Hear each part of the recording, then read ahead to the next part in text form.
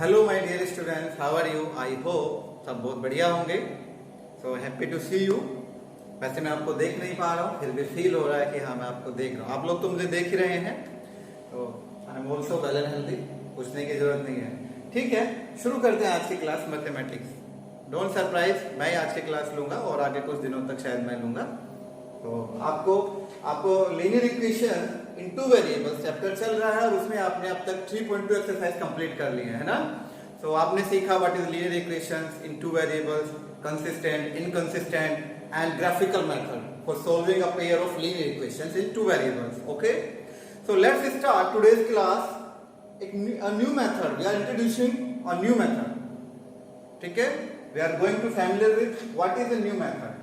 So पहले new method जानने के लिए दिमाग में न्यू मेथड की जरूरत क्या है? हमने तो एक मेथड सीख लिया, उससे काम चल जाएगा। यस, तो अब न्यू मेथड हमें देखना है कि क्यों हमें न्यू मेथड की जरूरत पड़ी है। ठीक है, और इस न्यू मेथड का नाम क्या है? Actually in the previous class आप ग्राफिकल मेथड से सोल्व कर चुके हैं चीजें, वो आप देखे हैं linear equation graphically. The graphical method, अब आप इसको ध्यान से पढ़िए। The graphical method is not convenient in case when the point representing the solution of the linear equation non-integral coordinate like इस तरह का। अब आप ग्राफ में ये वैल्यू रिप्रेजेंट करके दिखाइए। अगर ऐसी वैल्यूज आती है उसको फाइंड करना मुश्किल है, ये तो इरेशनल नंबर है, मिलेगा ही नहीं। इस तरह की वैल्यूज, इस तरह की वैल्यूज और इस तरह की जो वैल्यूज आएंगी उनको ग्राफिकल मेथड में फाइंड करना बहुत इनकन्वीनियंट है। मीन से वो नहीं फाइंड कर पाएंगे अच्छे से, आप बहुत उल्टा पुल्टा हो जाएगा, गलत हो जाएगा। That's why we need a new method for solving the linear equation like these values. Okay, so this method is called substituting method. What is the substitution method? Substitution method नाम से देखो इंग्लिश वर्ड है substitution। एक value से दूसरा या किसी को सब्स्टिट्यूट किया जा रहा है, एक को हटा के दूसरा रखा है, ऐसा है ना? यस, यू आर राइट, बिल्कुल ऐसा ही है। तो फर्स्ट ऑफ ऑल हम क्या करेंगे, इस सब्स्टिट्यूशन मेथड को समझने के लिए we shall explain the method of substitution by taking some examples. तो हम एक एग्जांपल लेते हैं, फिर हम इसको समझेंगे। ओके, तो एग्जांपल नंबर 7 आपकी टेक्स्ट बुक एनसीईआरटी में लिखा हुआ है। Solve the following pair of equations bye substitution method. तो सब्स्टिट्यूशन मेथड से हमें सोल्व करना है। What is the pair of equation? You can see 7x minus 15y is equal to 2, x plus 2y is equal to 3. तो इसको substitution method से कैसे solve करें? For this, what we are going to do? सबसे पहले हमें करना है, we pick either of the equations, कोई भी एक equation, and write one variable in terms of other. कोई सी भी एक equation ले लें। लेकिन आपको मैं बताता हूँ आप कौन सी इक्वेशन पिक करेंगे जो थोड़ी दिखने में सिंपल हो, जो इजी हो। पहले इजी काम पहले, तो मुझे यहाँ पर 2 ज्यादा इजी लग रही है ना। 2 से हम 2 को ही पिक करेंगे, इसलिए let us consider the equation 2। ये ज्यादा हमें इजी है।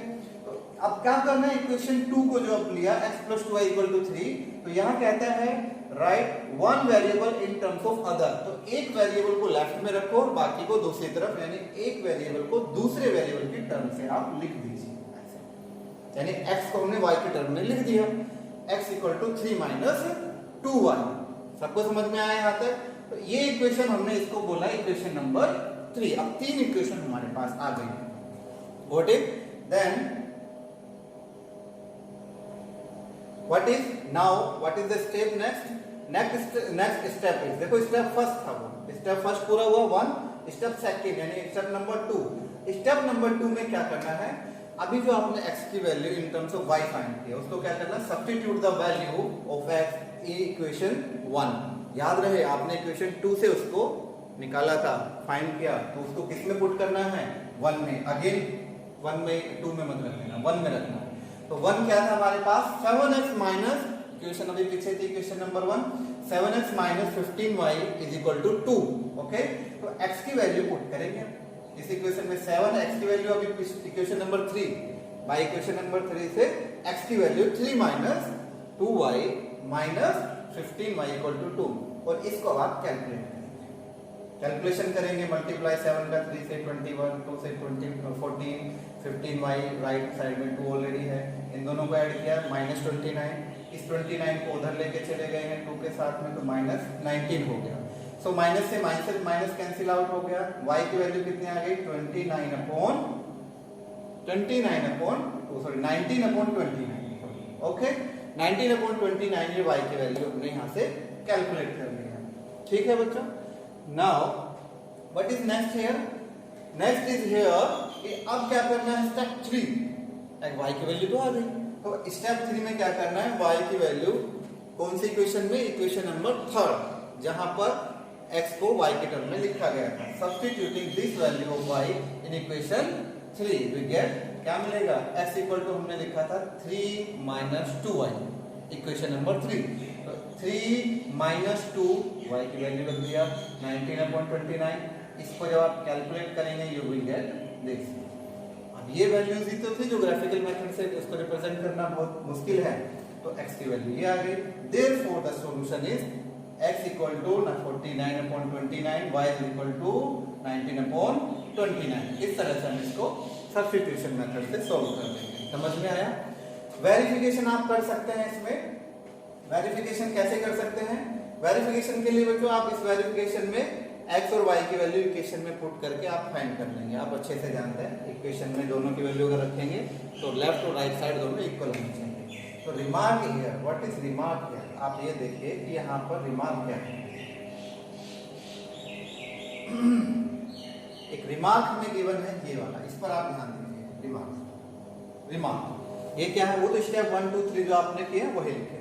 We have substituted the value of one variable by expressing it in terms of the other variable. अभी क्या था ना, x की वैल्यू y के टर्म में और उसको सब्स्टिट्यूट कर दिया था इक्वेशन में, to solve the pair of linear equation, ऐसे ही सोल्व हुआ है, दैट इज वाई। और यही वजह है क्योंकि एक वैल्यू को दूसरे की टर्म में सब्स्टिट्यूट किया गया, that is why the method is known as substitution method. Maths में हम ऑलवेज बोलते हैं कि मैथ्स में जो नेम होते हैं, नेम के अंदर ही बहुत कुछ छिपा होता है, बट इंग्लिश में Shakespeare said nothing in the name, वो इंग्लिश की बात है, लिटरेचर की। हमारे मैथमेटिक्स में ऐसा नहीं है, हमारे मैथमेटिक्स में नाम में ही उसका मीनिंग भी छिपा हुआ होता है, अगर हम उस पर थोड़ा ध्यान देंगे। ओके स्टूडेंट्स, ये हो गया आपका।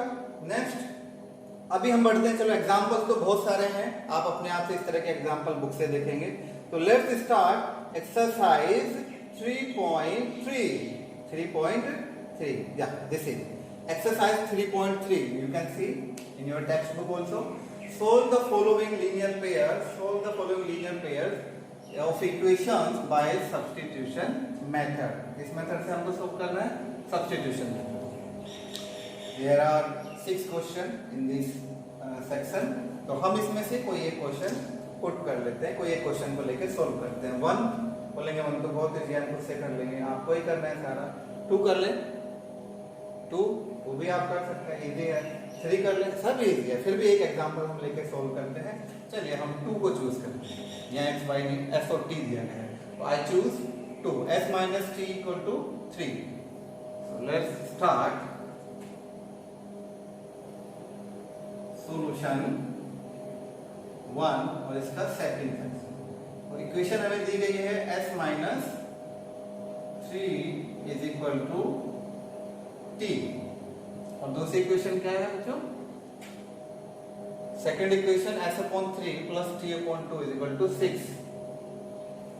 s upon 3 plus t upon 2 is equal to 6। equation number 1, equation number 2, we have 2 equations given here, you can see by your textbook also।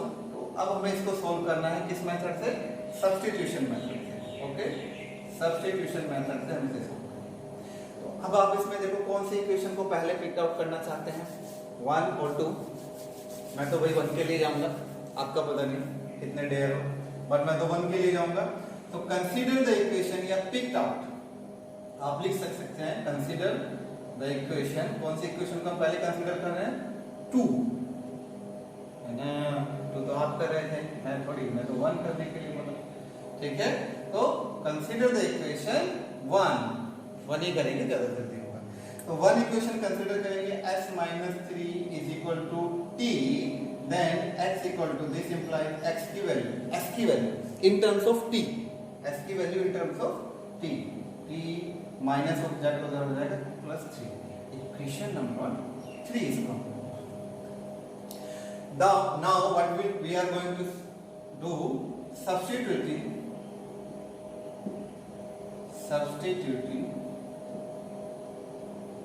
the value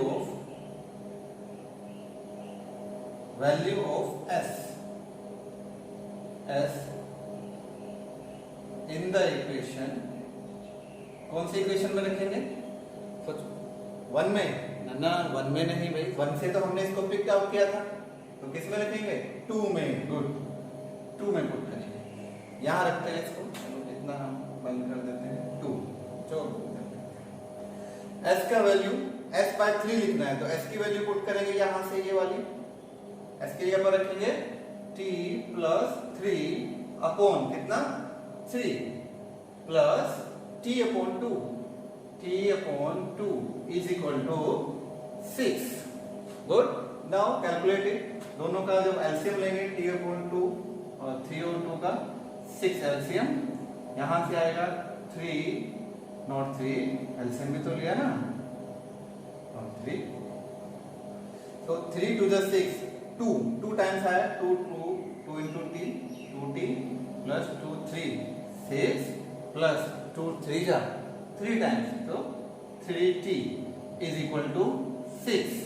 6 को उधर लेके जाएंगे, मल्टीप्लाई हो जाएगा, और 2t plus 3t 5t plus 6 is equal to 36, then 5t is equal to 36 minus 6, and t is equal to कितना बचा यहाँ से बच्चों? 30 अपॉन 5, इट इज 16। t की वैल्यू कितनी आ गई? 6। Value of t is 6। अब t की वैल्यू आपको मिल गई है, तो अब किसकी वैल्यू चाहिए? t थोड़ी है, इक्वल भी तो है हमारे पास, s की वैल्यू चाहिए। तो अब s की वैल्यू पुटिंग, आप क्या लिखेंगे? Putting value of t in equation, कौन सी इक्वेशन में लिखेंगे? 3 में, ठीक है। 3 इक्वेशन क्या है? s equal to t plus 3, तो s is equal to, t की वैल्यू कितनी है? 6 प्लस 3 इज इक्वल टू कितना आया ये? s equal to 9। तो देयरफॉर x, कितने सॉल्यूशन हमें मिल रहे हैं? सॉरी, गलत हुआ, s equal to 9 and t is equal to कितनी? t की वैल्यू 6। ये आपका सॉल्यूशन हो गया। तो स्टूडेंट्स, आप लोग इसी तरह से इसके बाकी क्वेश्चन सोल्व करेंगे। आप ये देख सकते हैं, बहुत इजीली हम इसको कैलकुलेट कर सकते हैं। जितने आपको ये क्वेश्चन दिए गए हैं, इसमें क्वेश्चन नंबर 1 के बाद 6 पार्ट हैं, 6 के 6 आप करेंगे, और क्वेश्चन नंबर 2, 3, 4 आप ट्राई करेंगे, वरना हम नेक्स्ट क्लास में सोल्व करेंगे। If you are any doubt you should ask, I will check each and every copy, okay, each and every copy. Thank you, have a nice day, and thank you for being with me.